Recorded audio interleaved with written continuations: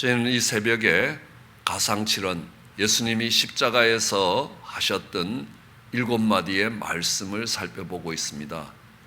예수님이 마지막으로 하신 말씀이기에 유언과 같은 말씀이고, 또한 이 예수님의 삶을 짧게 설명하는, 예수님의 전 생애를 설명하는 말씀이 되기도 하고, 또한 그것은 우리가 받는 구원의 단계를 이야기하기도 합니다. 우리가 어떻게 죄를 벗어나서 생명으로 나아가게 되는가라는 그 단계를 설명하고 있습니다. 오늘은 그 두 번째 말씀입니다. 오늘 두 번째 말씀은 용서의 말씀이라고 할 수 있습니다. 예수님이 십자가에서 피 흘리심으로 구원을 받을 수 있습니다. 예수님이 우리의 죄를 대신하여 십자가에서 피 흘리셨다는 것은 구속입니다. 리뎀션이라고 이야기합니다.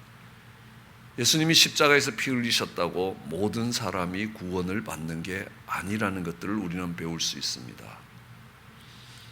예수님의 십자가 옆에 두 개의 십자가가 함께 서 있었습니다. 우리는 멸망하는 강도와 구원받는 강도를 볼 수 있습니다. 우리는 여기서 배울 수 있는 것이 똑같은 자리에, 똑같은 상황에 한 무리가 구원 얻는 자리에서 한 무리가 멸망을 당할 수 있다는 것들을 배울 수 있습니다. 홍해를 건너던 두 무리가 있습니다. 이스라엘 백성들은 믿음으로 홍해를 건넜습니다. 그것을 따라가던 애국 군대는, 시험하여 따라가던 애국 군대는 그 홍해가 그들의 죽음의 자리고 그들의 멸망의 자리가 되었습니다. 이스라엘 백성들의 구원의 자리가 애국 군대의 멸망의 자리가 되었습니다. 언약궤를 옮기던 우사와 오벳 에돔을 볼 수 있습니다. 두 사람은 똑같이 언약궤를 옮겼지만 한 사람은 대대의 축복을 얻는가 하면 한 사람은 옮기는 도중에 죽임을 당하게 될 것입니다. 똑같은 일들을 해가는 그 과정 속에서 한 사람은 복을 얻는가 하면 한 사람은 멸망을 당하는 것들을 볼 수 있습니다. 우리는 약속의 땅을 정탐한 12명의 정탐꾼들을 기억합니다. 똑같이 똑같은 시간에 똑같은 곳을 가서 똑같은 것들을 보고 돌아왔는데 그중 여호수아와 갈렙은 약속의 땅에 들어갑니다. 축복의 땅에 들어가게 됩니다. 나머지는 광야에서 죽게 되는 것입니다. 왜냐하면 그들이 그것을 가지고 부정적인 보고를 했기 때문이라는 것입니다. 다윗과 사울은 똑같이 어려운 상황을 만납니다. 성경은 그것을 궁급했다라고 이야기합니다. 그때 다윗은 하나님을 의뢰하며 하는 복된 길로 들어오게 됩니다. 그러나 사울은 사람을 찾고 신접한 여인을 찾음으로 인하여 그것이 멸망을 받는 계기가 되었던 것들을 알 수 있습니다. 우리 예수님의 십자가 옆에도 두 개의 십자가가 세워져 있습니다. 저는 신앙생활을 하지 않을 때 사람들이 십자가를 그리는데 한 개만 그리면 될 텐데 그 옆에 꼭 두 개를 더 그립니다. 왜 이 사람들은 꼭 십자가를 3개 그리나라고 이상하게 생각했던 적이 있는데, 성경을 읽으면서 예수님이 십자가에 달려 돌아가실 때에 양옆에 강도가 있었다. 우편과 좌편에 두 강도가 함께 매달려 죽었다. 그래서 예수님의 십자가가 서 있는 데는 3개의 십자가가 서 있다라고 볼 수 있습니다. 예수님의 십자가는 우리를 구원하시기 위하여 예수님이 우리의 죄짐을 짊어지신 십자가라. 그래서 우리는 그것을 구속의 십자가라고 이야기합니다. 이 영어로는 이렇게 됩니다. 리뎀션이라고 이야기합니다. 우리의 죄를 담당하신 십자가입니다. 그래서 우리와 하나님 사이를 화목케 한 십자가라. 그래서 reconciliation, redemption and reconciliation의 십자가입니다. 그 중에 우편에 있는 강도의 십자가는 repentance, 회개의 십자가입니다. 그리고 그 회개의 십자가를 통해서 received, 하나님의 용납하심을, 받아주심을 얻게 되는 십자가였습니다. 또 한편의 십자가는 rebellious, 이 반항의 십자가입니다. 반역의 십자가입니다. 그래서 하나님으로부터 rejected 되는, 거부되는 그런 십자가입니다. 리뎀션의 십자가가 있습니다. repentance의 십자가가 있습니다. 그리고 rebellious의 십자가가 있습니다. 우리는 한번 물어봐야 되는 것입니다. 내가 어디에 서 있는가 물어봐야 합니다. 예수님을 무시하고 비방하는 자리에 있는가? 아니면 내 부족과 허물을 안고 눈물로 주님 앞에 나오는 자리에 있는가? 스스로에게 물어봐야 합니다. 우리는 이 세 십자가 중에 어느 십자가를 지고 가고 있는지를 살펴보아야 할 것입니다. 이 두 강도의 차이가 무엇입니까? 이 두 강도의 차이가 무엇인가를 살펴보려고 합니다. 그런데 이 두 강도가 처음부터 다른 사람이었느냐? 그렇지 않았습니다. 우리는 마태복음 27장 38절로부터 되는 말씀 속에는 이런 말씀이 기록되어 있습니다. 이때에 예수와 함께 강도 둘이 십자가에 못 박히니 하나는 우편에 하나는 좌편에 있더라.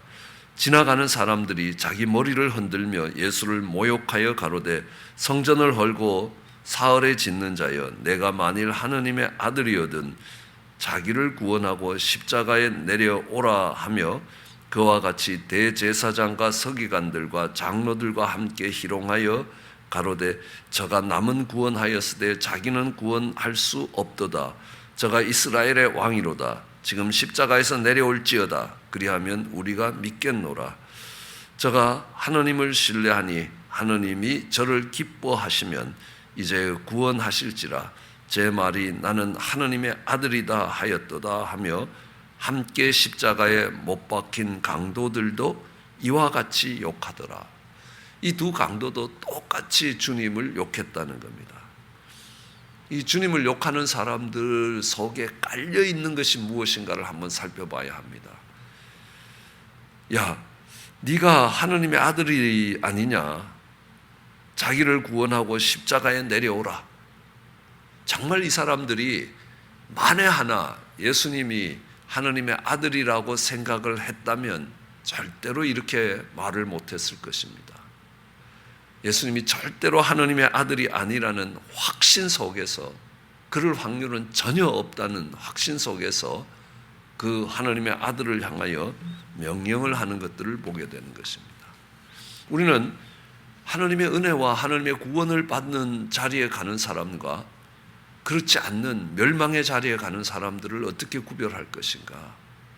예, 하나님의 은혜에 가지 못하는 사람들은 하나님의 모순이 보이는 겁니다. 상대방의 모순이 보이는 것입니다. 아니, 목사가, 장로가, 집사가 어떻게 저렇게 할 수 있느냐라는 모순을 보이는 겁니다. 그 모순 속에는 내가 그 자리에 가면 나는 당신처럼은 하지 않을 것이라는 자신감이 포함되어 있습니다. 그러나 구원을 받는 사람들은 오히려 자기의 허물과 부족을 보게 되는 것입니다. 아, 내가 허물지고 내가 부족한 사람이다 라는 것들을 깨닫고 보게 된다라는 것들을 우리는 알 수 있습니다. 예, 모순이 보이면 예수님을 무시하고 비방하게 되는 것입니다. 그러나 자기의 허물과 부족이 보이는 사람은 눈물로 주님 앞에 나오게 된다는 것들을 알 수 있습니다. 우리는 이것이 어떻게 다른가? 이 멸망받는 무리와 구원을 받는 무리의 차이가 무엇인가라는 것들을 살펴보면요, 멸망받는 강도는 예수님께 명령합니다. 네가 십자가에서 내려와서 너와 나를 구원해봐라. 그러면 내가 믿겠다라는 것입니다. 그리고 구원을 받는 강도는 긍휼을 구했다는 겁니다. 멸망을 받는 강도는 지금 현실의 문제를 해결하기를 위해서 구했습니다. 그러나 구원을 받는 강도는 생명을 구했다는 것입니다. 예, 명령을 하는가 긍휼을 구하는가? 아니면 지금 눈에 보이는 현실의 문제를 풀려고 하는 것인가? 아니면 생명을 얻기 위해서 구하느냐? 이것이 구원받는 강도와 멸망받는 강도의 차이라는 것입니다. 아니, 구원받는 강도와 멸망받는 강도의 뿐만이 아니라는 겁니다. 하나님의 은혜와 하나님의 축복을 얻는 무리와 정말 그 똑같은 자리에서 재앙과 멸망으로 무너지는 그 두 부류의 차이가 오늘 십자가 옆에서 일어나고 있다는 겁니다. 그런데 이 구원받는 강도와 이 멸망당하는 강도가 똑같았는데, 똑같이 예수님을 비방하고 정말 조롱하고 모욕하고 있었는데 무엇이 달라졌을까라는 겁니다. 무엇이 달라졌을까? 그들은 예수님과 많은 시간을 보낸 것도 아닙니다. 예수님으로부터 많은 가르침을 받은 것도 아닙니다. 성경을 읽은 것도 아닙니다. 성경에 대한 깊은 깨달음이 있는 것도 아니었습니다. 그런데 그 십자가에서 자기를 십자가에 못 박으라고 욕하고 조롱하는 그들을 향하여 아버지, 저들을 용서해 주시옵소서, 자기의 하는 일을 알지 못합니다라는 그 기도 소리를 들었습니다. 그 기도 소리 하나를 들으면서 이건 결코 죄인이, 십자가에 매달려 죽을 죄인이 하는 기도가 아니라는 겁니다. 그렇다면 나는 예수님을 다르게 봐야 된다는 것입니다. 저는 신앙생활을 하면서 참 복된 경험을 했던 것들을 갖고 있습니다. 언젠가 처음 신앙생활을 한 지 얼마 되지 않아서 저희 아내가 눈이 몹시 아팠습니다. 눈이 따갑고 아프고 힘들어서 정말 목사님께, 목사님, 정말 이 눈에 너무 통증이 심한데 목사님 기도해 주십시오 하고 기도를 했습니다. 그러던 어떤 차례 기도 시간에 이런 것들을 경험했습니다. 우연히 목사님 옆에서 기도를 하고 있는데 목사님이 하시는 기도 소리가 들렸습니다. 하나님, 차라리 저 종보다 내가 아프게 해주시옵소서 하는 기도를 들었습니다. 저는 그게 충격이었습니다. 아니, 남편인 나도 저렇게 기도를 안 하는데 어떻게 목사가 저렇게 기도를 할 수 있는가라는 생각을 하게 되는 것입니다. 그 다음부터 그 목사님을 존경할 수 있게 되고 그 목사님이 정말 말씀하시는 것들을 마음에 새겨 듣게 되는 것이었습니다. 이 구원받는 강도가 그리 했겠구나라는 생각을 합니다. 그 십자가에서 예수님의 하시는 나처럼 흉악한 죄를 지고 십자가 옆에서 죽어가는 이 나 같은 사람을 위해서도 하나님 아버지께 용서를 구하는 예수님을 만난 것입니다. 그러면서 그는 예수님을 보는 눈이 달라지기 시작했습니다. 우리는 예수님을 바라보는 눈이 달라지는 것을 회개라고 이야기합니다. 그 회개가 일어나는 것입니다.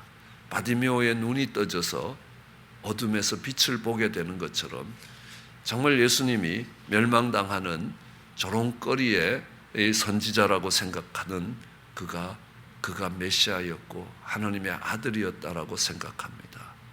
그러면서 그 눈이 떠지기 시작합니다. 그리고 예수님께 긍휼을 구합니다. 당신의 나라에 임하실 때 나를 생각해 달라는 겁니다. 명령이 아닙니다. 네가 뛰어내리고 나를 구원해라 라는 겁니다. 아니죠. 내 허물과 부족이 보이면서 하나님께 긍휼을 구하는 것입니다. 그 사람의 모순이 보이는 게 아니라는 겁니다. 하나님의 모순이 보이는 게 아니라는 겁니다. 우리 나라를 다스려가는 사람들의 모순이 보이는 게 아니라는 겁니다. 내 허물과 내 부족이 보이기 시작할 때 우리는 그것을 회개라고 이야기합니다. 보이는 게 달라졌습니다. 왜냐하면 방향을 돌리면 보이는 것이 달라지게 되어 있습니다.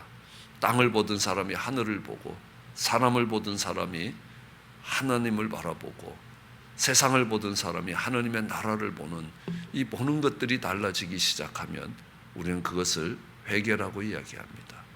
다른 사람의 모순을 보든 예수님의 모순을 바라보든 그 눈이 이제 나의 부족과 허물을 바라보고 예수님을 조롱하며 명령하던 그것이 술주자 주님이나 내 주님이나 뭐 별 차이 있느냐라고 정말 무시와 멸시를 하던 그것이 하나님께 긍휼을 구하는 그런 자세로 바뀌어질 때 그것을 회개라고 이야기합니다. 그 회개가 있는 자리에 구원이 선포되고 있습니다. 주님이 말씀하십니다. 내가 나와 함께 오늘 낙원에 있을 것이라 라고 이야기합니다. 주님이 말씀하십니다. 오늘이라는 겁니다. 이제 네가 십자가에서 죽어서 정말 낙원에 들어갈 것이다 라는 말씀이 아니었습니다. 사실 그 말씀을 하신 날 예수님은 돌아가셨지만 강도는 그날 안 죽었습니다. 사람을 십자가에 매달면 보통 3일 정도 걸린다고 이야기합니다. 그렇지만 예수님은 채찍에 맞고 온갖 고난을 받고 많은 피를 흘린 상태에서 십자가에서 그 뼈들이 부러지기 전에 돌아가셨다라는 것들을 알 수 있습니다. 군병들이 다니면서 그 십자가에 매달린 사람들의 다리뼈를 꺾어줍니다. 그러면 일찍 죽거든요. 일찍 죽는다는 것은 고통의 시간이 그만큼 짧아진다는 것입니다. 예수님께 가서 다리를 꺾고자 했을 때 이미 예수님은 돌아가셨더라라고 성경에 기록되어 있습니다. 어쨌든 그 강도는 예수님이 말씀하신 그날 죽지 않았습니다. 우리가 죽어서 낙원에 가는 것이 아니라 오늘 낙원에 들어갈 것이라. 그것이 우리의 구원입니다. 우리는 죽어서 이 다음에 가는 천국이 아니라는 겁니다. 지금 이곳에서 천국을 경험하지 못하면 죽어서도 천국에 못 간다라고 이야기하는 것입니다. 천국은 죽어서 가는 시간적인 개념도 아니고 이 땅을 떠나서 가는 공간적인 개념도 아니고 통치의 개념입니다. 하나님이 나를 다스리면 내 심령은 천국이고 하나님이 우리 가정을 다스리면 우리 가정은 천국이 된다는 그 통치의 개념. 오늘 하나님이 너를 다스리게 되고 그 하나님의 나라는 먹고 마시는 데 있는 것이 아니라 오직 성령 안에서 의와 기쁨과 평강에 있다. 그 낙원에 네가 들어오게 될 것이라 라고 이야기합니다.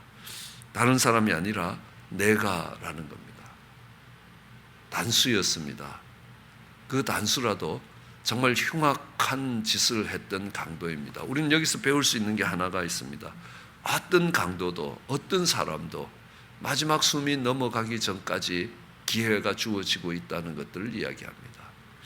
주님의 긍휼을 구하는 자리에 나아가면 주님이 오늘 내가 나와 함께 낙원에 있을 것이다 라고 말씀해 주시는 겁니다. 그가 침례를 받은 것도 아니요, 그가 무슨 선한 행위를 한 것도 아니지만 오늘 우리는 그가 구원받은 강도라고 이야기합니다. 왜요? 보는 눈이 달라졌습니다. 회개가 일어났습니다. 예수님의 모습을 바라보던 그가 자신의 허물과 부족을 바라보면서 예수님 앞에 긍휼을 구하기 때문에 그랬습니다. 그랬던 강도가 어떤 사람도 어떤 허물이 있는 어떤 죄인에게도 희망이 있다는 사실입니다. 아직도 늦지 않았다는 겁니다. 마지막이라고 할 그때에도 아직 기회가 남아있다라는 것들을 이야기합니다. 우리는 내가 나와 함께 낙원에 있을 것이라. 우리는 낙원을 잘 알고 있습니다. 기쁨과 평강이 있는 하나님 나라라. 그곳에는 하나님이 함께 계시기 때문에 우리는 무엇을 먹느냐보다도 누구와 함께 먹느냐 하는 것이 훨씬 더 중요합니다. 원수와 함께 앉아서 협상 테이블에서 밥을 먹으면요, 결코 그 밥이 맛있지 않다는 겁니다. 그 식사 시간이 결코 즐겁지 않다는 것들은 우리가 너무너무 잘 경험하고 있습니다. 주님과 함께 있을 때 그곳이 낙원이라는 겁니다. 그곳에 기쁨이 있습니다. 그래서 하나님과 함께 있는 곳이 천국입니다. 초막이나 궁궐이나 정말 그곳이 광야의 험악한 땅이라도 할지라도 주님이 함께 계시면 그것이 거룩한 땅이 되지 않느냐는 겁니다. 아무리 산더미 같은 문제가 쌓여있는 여리고성 앞이라도 주님이 함께 하시면 그것이 거룩한 땅이 되는 것입니다. 그것이 하나님이 함께 하시기 때문에 하나님 나라가 될 것이고 낙원이 될 것이라 하는 겁니다. 우리는 여기서 그리스도와 연합한다는 것이 중요하다는 것들을 보게 되는 겁니다. 나와 함께 있을 때, 그 그리스도와의 연합이 있을 때 우리는 그곳에서 낙원을, 기쁨과 평강을 누릴 수 있게 될 것입니다. 그 하나님의 나라를, 십자가를 통해서 오는 그 하나님의 나라를 경험하고 그 하나님의 나라 가운데서 거하며 하나님을 찬양하는 저와 여러분 되시기를 주의 이름으로 축원합니다. 기도하시겠습니다.